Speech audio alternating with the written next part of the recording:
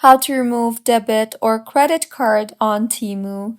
Hello everyone, I am Bishaka and welcome to our channel. Now let's get right into the tutorial. Firstly, go ahead and open the TEMU application on your device and make sure you are signed in.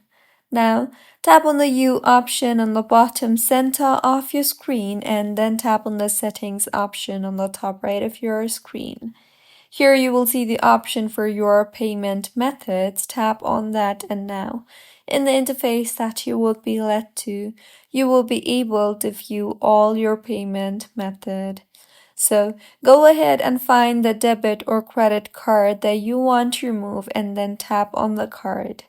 Further, you will see the option for remove or the trash icon, depending on your version of TEMU. Simply tap on the remove option or the trash icon and further confirm the removal when prompted.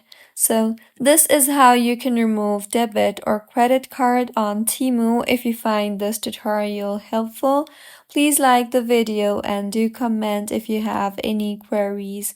Also, do subscribe to our channel for more helpful tutorials like this. See you on the next one.